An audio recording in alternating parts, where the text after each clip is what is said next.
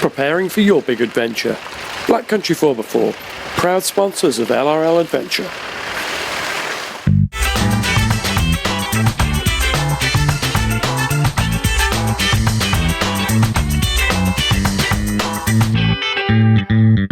Hi and welcome to this episode of LRL Adventure. As always, I'm Matt, and on this show we delve into the wonderful world of 4x4 off-roading and adventure. Now, coming up on today's show, we meet our assistant producer Amy, who not so long ago was brand new into this world, and we'll see what she's been doing and how she's been getting on. And later on we'll be talking to Land Rover veteran, though he won't thank me for saying that, Neil Ensor. But first, joining us in the studio, we've got Amy. Hi, Amy. Hi. You've been with us for a little while now. What's your role on Land Rover's Live? I'm generally the assistant producer, so I help book things and end up bringing up loads of people and getting you to go and talk to them, really. And it's fair to say when you first joined us, what did you drive at the time? I used to drive a bright yellow Fiat Punto, and it was my first car, and I never drove anything else. And it was a beaut. It was great.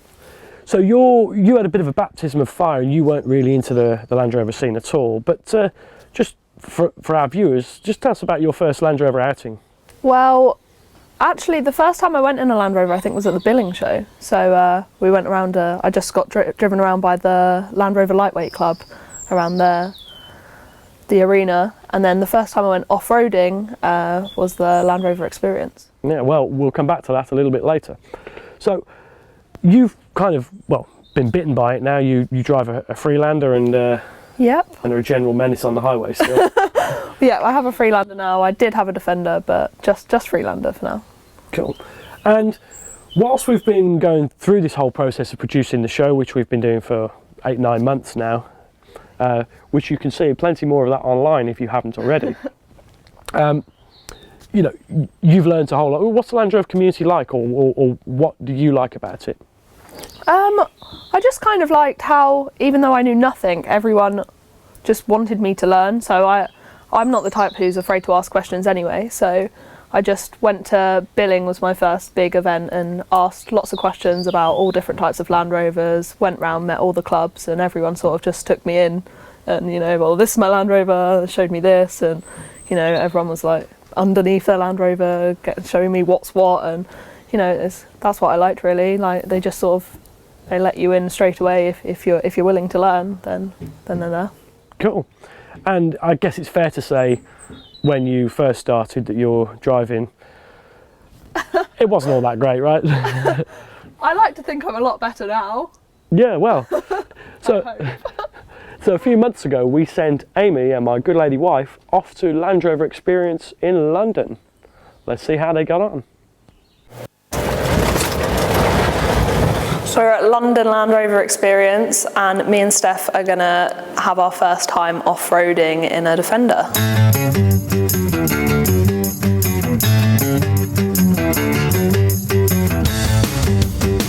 We are here to ensure that people who come here have a good time learning about what the Land Rover vehicles we have are capable of doing, and also providing guidance and tips on off-road driving, and making sure that people can use their vehicles safely and to the full. Hopefully today we'll gain some sort of knowledge of how to drive our Land Rovers off-road, and some safety tips and general knowledge stuff. Fleet here, we have examples of all of the current Land Rover and Range Rover fleet, and most of our vehicles are less than 6 months old, so they're not adapted in any way for off-road driving. The only adaptation we have is one winch on one vehicle, and that's it. This will give you some idea of the angles and bits and pieces you can do without doing any damage to your car.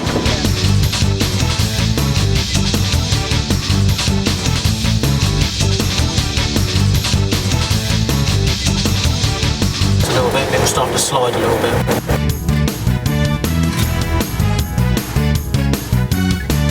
That has made my heart feel a bit funny.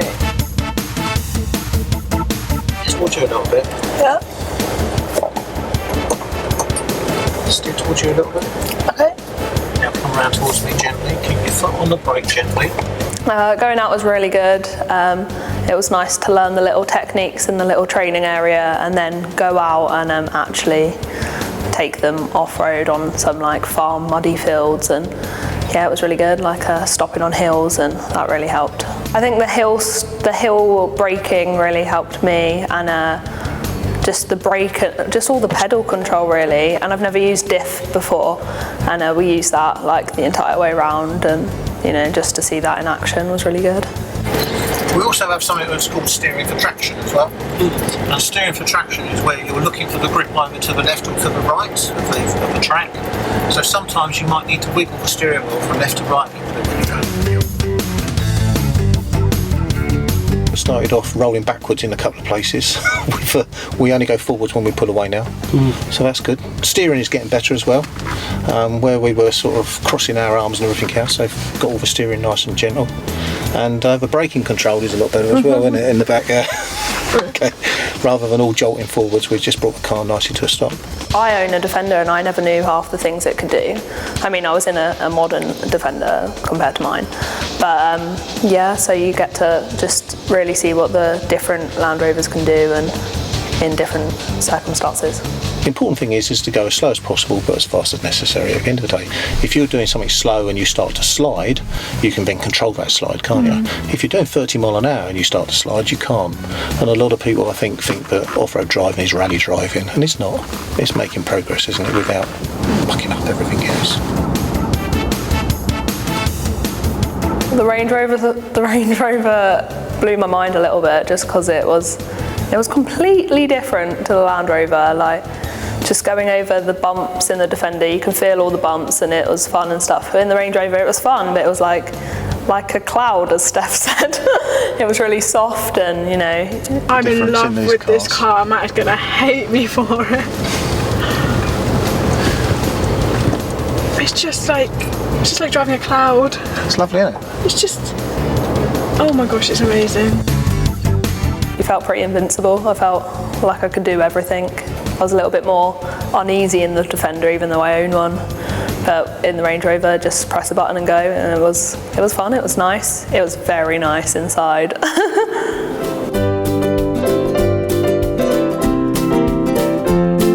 It's absolutely more than just a driving. You know, it really is to ensure that Land Rover owners, or potentially prospective Land Rover owners, really get the most out of their vehicle, really sort of understand what's going on, why it's going on, and how they can use it to make their driving experience more fun, certainly safer, and really get the most out of the vehicle that they've invested in.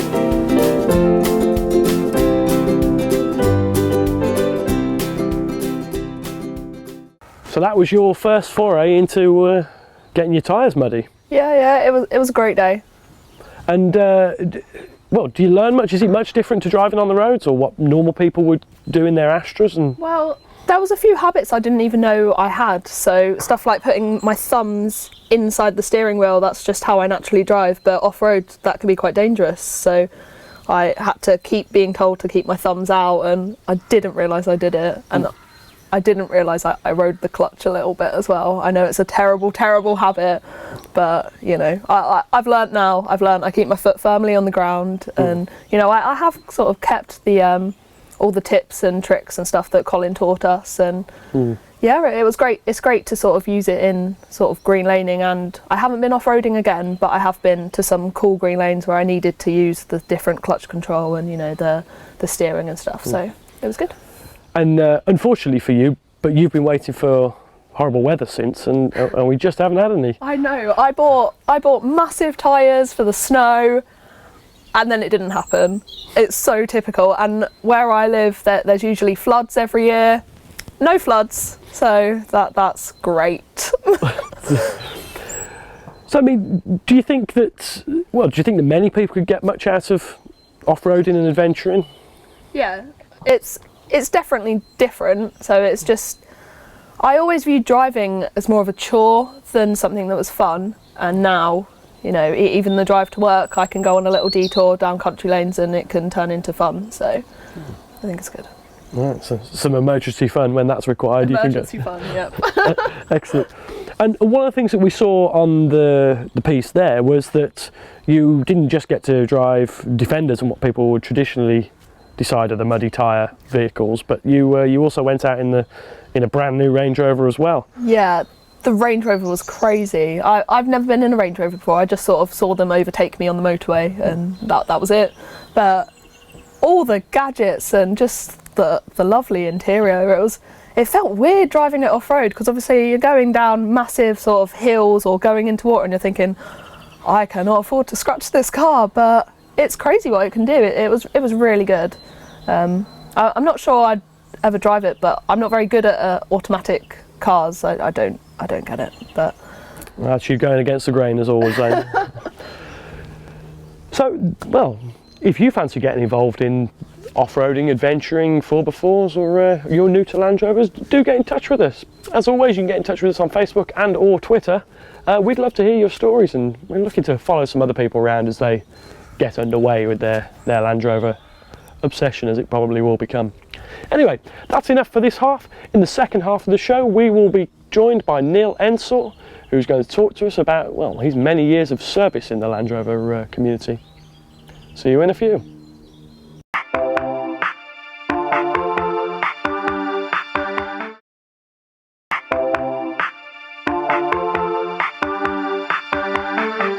Welcome back to LRL Adventure. Before the break, we heard from our assistant producer Amy on how she got into Land Rovers and what she's been doing about it since. But now we're joined by Neil Ensor, an old hack at this game. Hi Neil. Matt, hi. Sorry for calling you old all the time. You're not that old, but you've been into Land Rovers for quite a while. Yeah, it was kind of installed into me at a very early age. My dad was really big into his Land Rovers in his day. When he was half of my age, he used to drive trials for the Land Rover Club, as it was. 12 guys operating out of Solihull, out of the factory, formed the Land Rover Club, and he was part of it.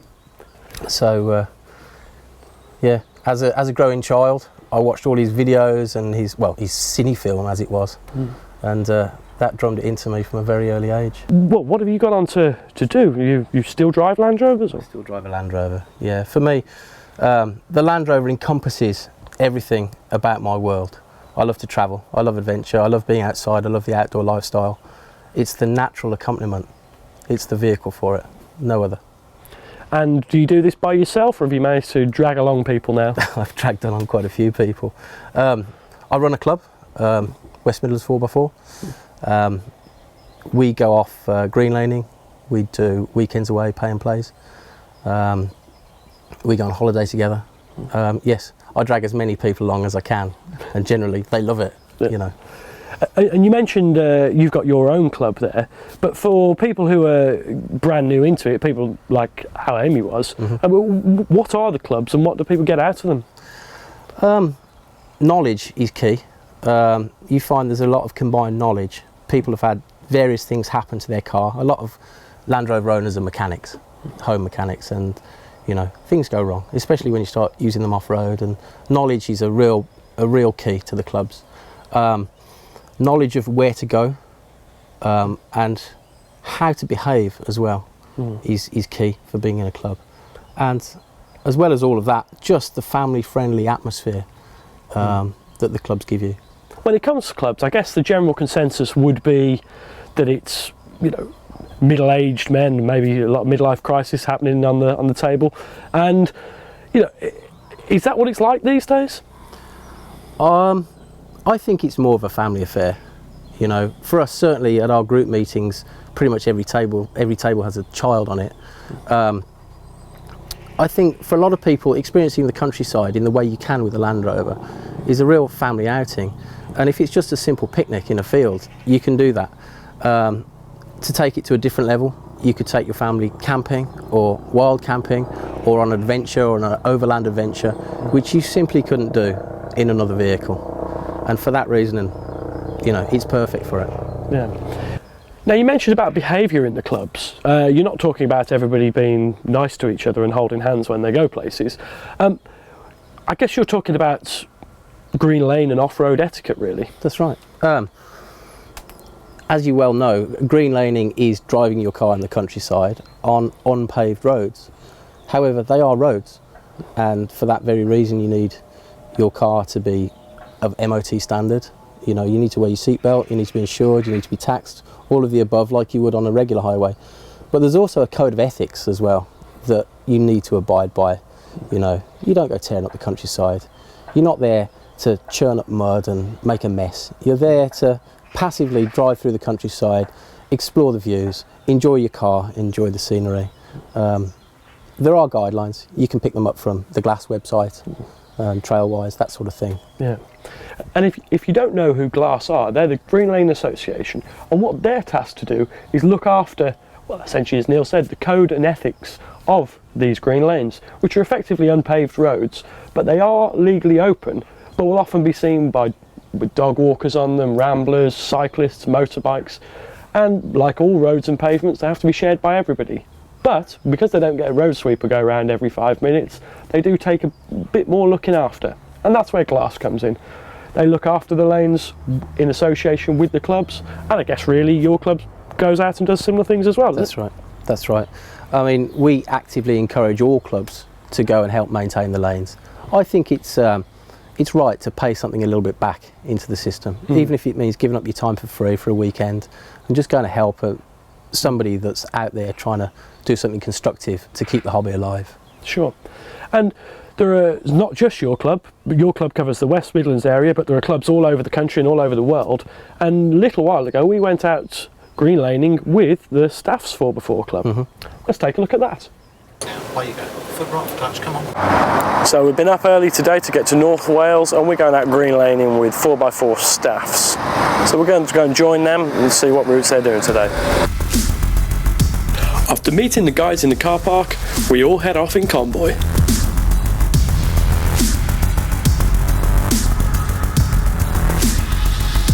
When you're in North Wales, it really doesn't take that long to turn up at some lanes. It also doesn't take all that long to find lanes that have been closed. So we did the only thing we could do, turned around and headed off somewhere else. There's a really good variety of green lanes in North Wales, and the guys from Staffs 4x4 were a real friendly bunch. Next up we came to another lane which had been blocked, this time by a fallen tree. So after a quick conflab, we turn around and head off somewhere else.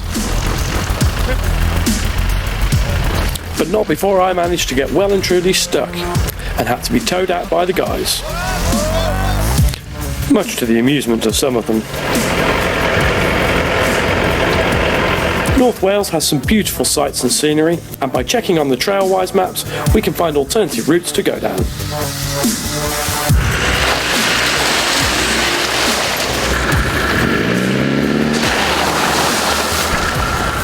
And more or less as soon as we're back on the move again this time, the rain started. Just in time to tackle the ever so slippy Pheasant's Pen steps.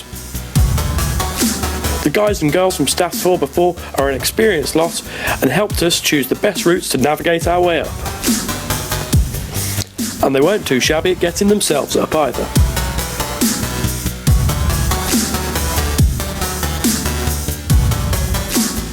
Some of the vehicles that the Staffs 4x4 lot are using are fairly heavily modified. But in the main, standard vehicles will get you through most byways. Once we've tackled the Pheasant's Pen steps, it's time to stop for a spot of lunch and talk shop. And as soon as we're all fed and watered, we get back on the lanes. This being North Wales, it really didn't take long for us to find more lanes that are closed. On this occasion, after the fact, we actually found out that this lane was illegally closed. This sign you can see is actually a forged document, and this lane should be fully open. But when we're out and about, it's really not worth the risk. We covered many routes, and of course whilst you're in North Wales, it'd be rude not to do the Wayfarer. But it was really sad whilst we were driving along to see the amount of people who diverted from the track, really ruining it for the rest of us.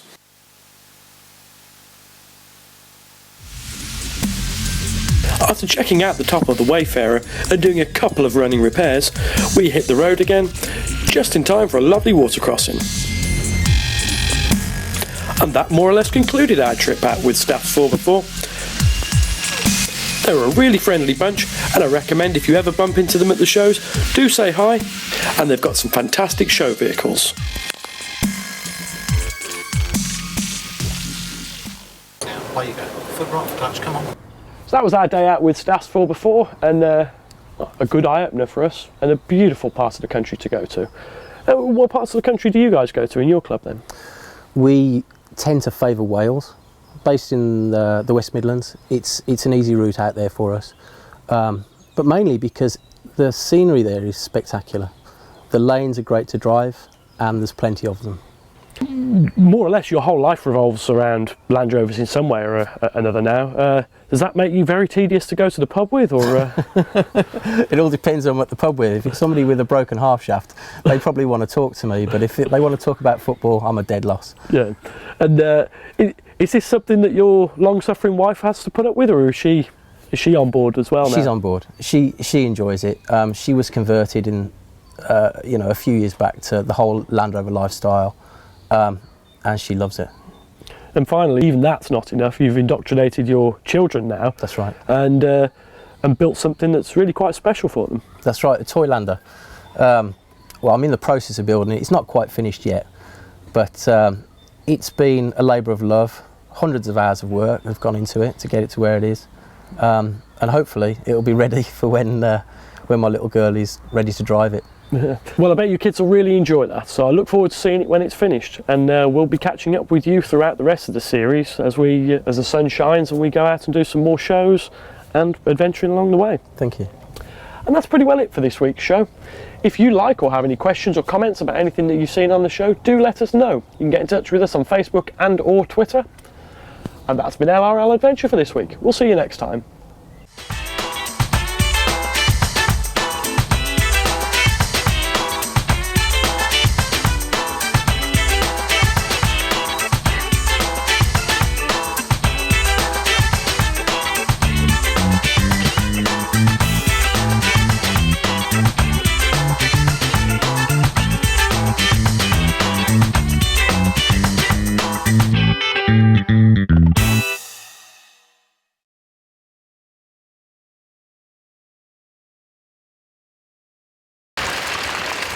Preparing for your big adventure.